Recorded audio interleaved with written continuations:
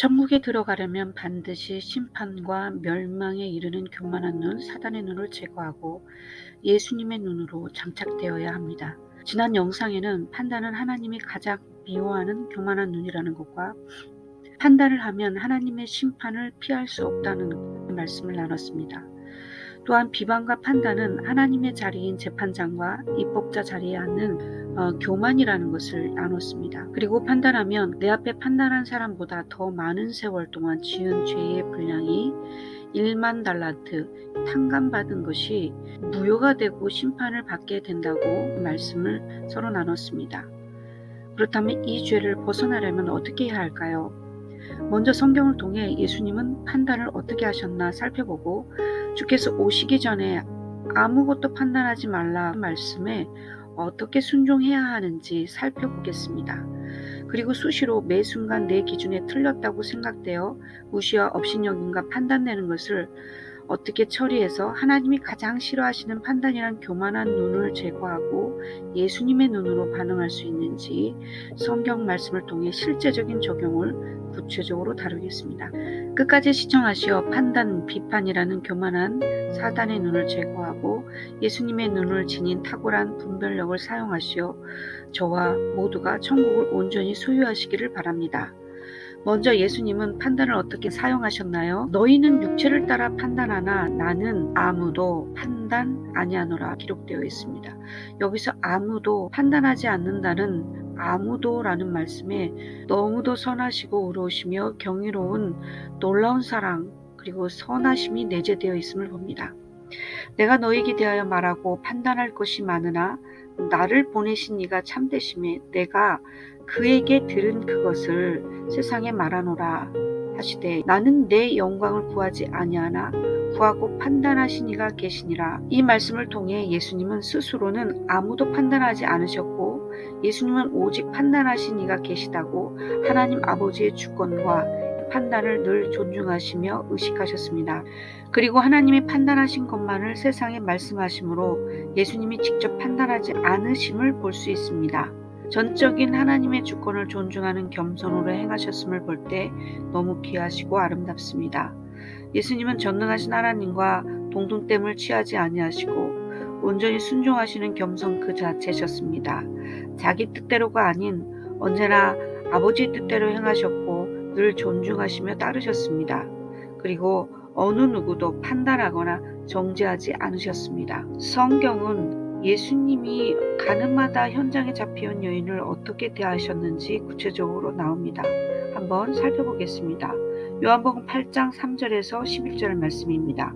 서기관들과 바리새인들이 음행 중에 잡힌 여자를 끌고 와서 가운데 세우고 예수께 말하되 선생이여 이 여자가 가늠하다가 현장에 잡혔나이다.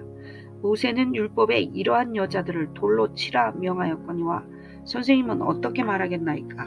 이때 예수님은 죄 없는 자가 먼저 돌로 쳐라 말씀하셨고 예수님은 가늠한 여인을 판단하거나 정죄하지 아니하셨습니다.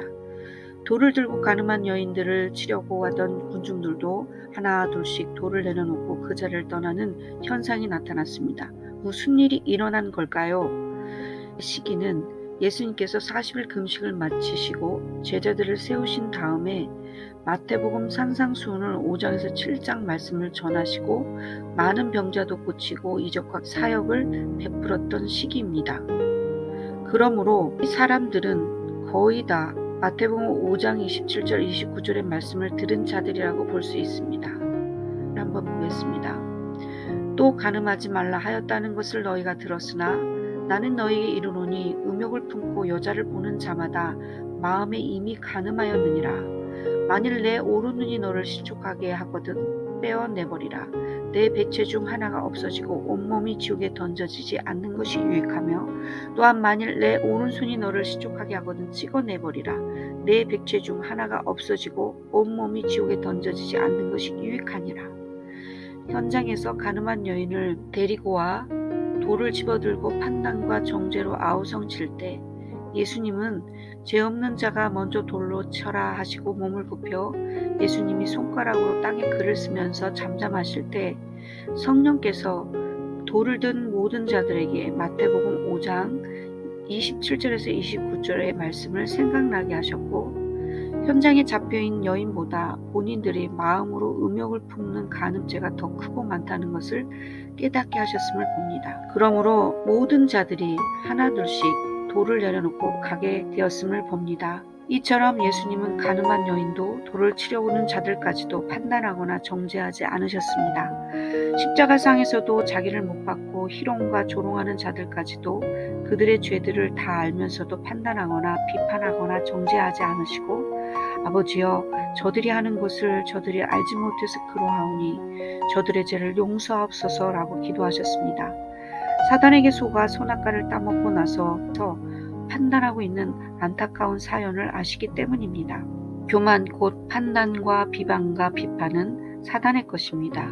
죄를 끊어내기 위해서 예수님은 우리를 대신하여 오직 용서와 사랑을 준행하는 자로 본을 보여주셨습니다. 사람들의 판단은 외모와 외형의 일부분만 보고 판단함으로 편협함과 불의하고 모순이 있지만 하나님은 사람의 행위뿐만 아니라 은밀한 마음 중심 동기까지 감찰하시는 분이시기에 모든 상황의 전후좌우를 다 감찰하시는 공의로운 판단을 하실 수 있는 분입니다. 그래서 주께서 오시기 전에 아무것도 판단하지 말라라는 말씀을 하셨습니다. 우리가 어떻게 순종해야 할까요? 수시로 매 순간 내 기준에 틀렸다고 생각되어 일부의 현상만 보고 무시와 업신여김과 판단되는 것을 어떻게 처리해서 하나님이 가장 싫어하시는 판단과 비방의 눈을 제거하고 예수님의 눈으로 장착해야 할까요? 예수님의 마음에 영접한 분들은 우리 영안에 전능하신 예수님이 거하시기에 예수님의 눈, 겸손한 눈을 가지고 있음을 계속 인식하고 인정하고 고백해야 합니다. 예수님의 눈, 겸손한 눈을 구체적으로 알아보겠습니다. 겸손이란 하나님 앞에서 자기 죄를 자각하여 자긍하는 마음을 버리고 낮은 데 처하는 마음가짐을 말합니다. 자신을 낮추는 것은 하나님의 은총을 입는 비결입니다. 하나님 앞에 죄인임을 인정하고 사람들 앞에서도 자신의 죄성을 동일하게 지닌 연약하고 불쌍한 죄인이었던 옛사람을 기억하여 겸손하게 자신의 들보부터 인정하는 겸손이 안전합니다. 헬라인에게 있어 겸손은 나약하고 비굴한 것이었으나 예수님께서는 겸손을 인격의 초석으로 삼으셨습니다. 예수님께서는 그의 겸손을 통해 사람들을 자신에게 이끄셨습니다. 바울은 예수님의 겸손을 강조했으며 피차 겸손하라고 경고했습니다. 베드로는 형제들과 하나님에 대하여 겸손할 것을 권면하였습니다. 앞에 무례하게 잘못한 사람들을 판단하지 않으려면 어떻게 해야 할까요? 야고보서 4장 11절에서 12절 말씀을 보겠습니다. 형제들아 서로 비방하지 말라. 형제를 비방하는 자나 형제를 판단하는 자는 곧 율법을 비방하고 율법을 판단하는 것이라. 내가 만일 율법을 판단하면 율법의 준행자가 아니요 재판관이로다. 입법자와 재판관은 오직 한 분이시니 능히 구원하기도 하시며 멸하기도 하시느니라. 너는 누구에게 이웃을 판단하느냐 기록되어 있습니다. 가장 중요한 것은 입법자와 재판장은 오직 한 분이시니 살기도 하시고 구원하시기도 하시는 분이 하나님 곧 예수 그리스도이십니다. 우리는 준행자임을 명심해야 합니다. 판단이 올라올 때마다 나는 준행자다 수시로 고백함으로 판단을 하나님께 올려드리고 자신 안에 있는 동일한 죄성을 찾아 회개해야 합니다. 좀 더 성경적인 해결 방법은 다음과 같습니다. 내 앞에 나를 화가 나게 하고 어떻게 저럴 수 있어 라고 비판과 정죄와 미움과 분이 올라온다면 첫 번째, 입법자 재판장은 오직 하나님 한 분이시다. 나는 오직 회개와 용서의 준행자다 라고 고백하며 존중해 드려야 합니다. 내가 틀렸으면 저를 깨닫게 하시고 상대방이 잘못했으면 그를 깨닫게 해주십시오 라고 판단을 올려드려야 합니다. 두 번째로 비판이나 판단으로 분이 올라올 때 무조건 속히 죄가 마음에 자리 잡지 않게 상대방과 똑같은 책성이 나에게 있다. 저 모습이 하나님 앞에 범죄한 몇십 년 수만 시간의 삶 속에서 지은 죄의 모습을 잠깐 보여주신 거다. 먼저 작은 소리로 인정부터 하셔야 합니다. 왜냐하면 마태복음 7장 3절에 어찌하여 형제의 눈 속에 있는 티를 보고 내 눈 속에 있는 들보는 깨닫지 못하느냐 라고 말씀하시고 있습니다. 그러므로 내 앞에 보여진 그 사람의 잘못은 나의 들보 중에 티에 불과하다는 것을 말씀하셨기 때문입니다. 말씀대로 인정하고 순종하려고 달려오다 보니 위의 말씀이 정말 진짜 맞았습니다. 상대방의 잘못은 내 눈에 튀었고요. 그 많은 분량의 뒷본은 내가 가지고 있었습니다. 처음에는 고백을 하지만 무슨 죄인지 잘 모르실 겁니다. 그래서 세 번째로 하나님, 내 앞에 잘못한 사람과 같은 하나님과 사람 앞에서 행한 죄성을 알려주십시오. 죄짓기 싫습니다. 라고 기도드리십시오. 반드시 생각나고 깨닫게 하십니다.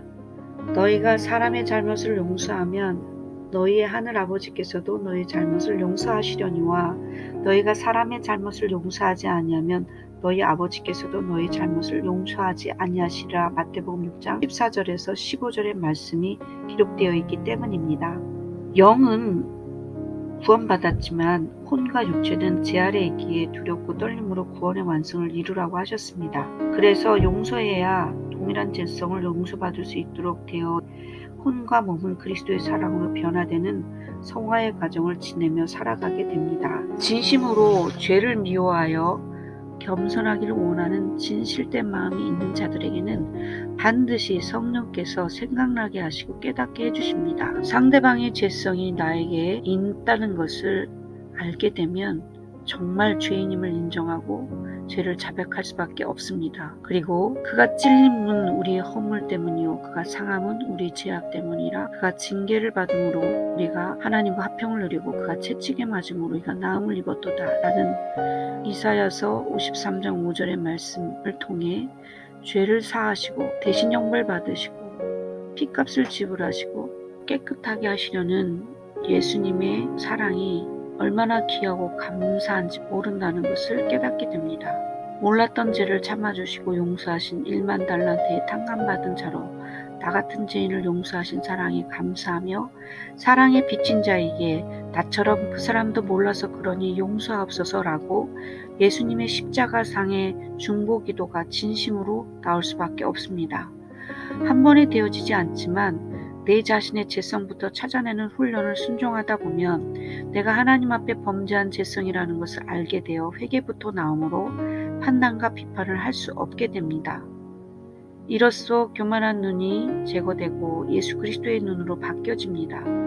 또한 예수님의 그 용서의 사랑이 얼마나 귀하고 그 크신 사랑이 있다는 것을 더 깊이 알게 됩니다. 주님 오실 때까지 끊임없이 해야 하는 것이지만 순종할 때마다 평안과 그 사랑의 감격은 이루 말할 수 없습니다. 우리는 불의하고 죄성이 많은 이 세상에 살아갑니다. 그러므로 황당한 일들로 혼돈스러워 판단이 충동적으로 나올 수 있게 됩니다. 우리 죄인들의 판단은 불의하고 교만하며 정죄와 비방과 미움과 분노가 따라오기에 판단을 하지 말아야 합니다.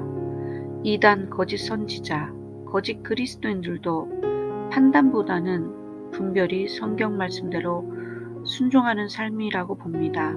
판단은 오직 하나님이 하시는 영역입니다. 심판권과 재판권은 오직 하나님의 주권에 있고 우리는 준행자이기에 판단보다 분별해야 합니다. 판단은 비판과 비방과 정죄, 미움과 분이 포함되어 있고 불의합니다.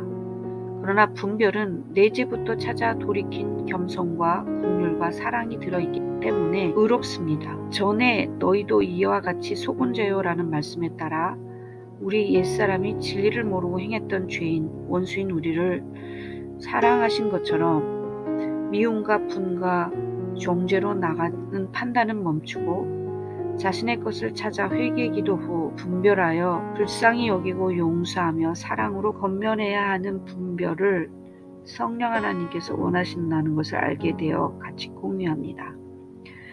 긍휼과 사랑 그리고 겸손이 포함된 분별이 너무 귀하고 필요합니다.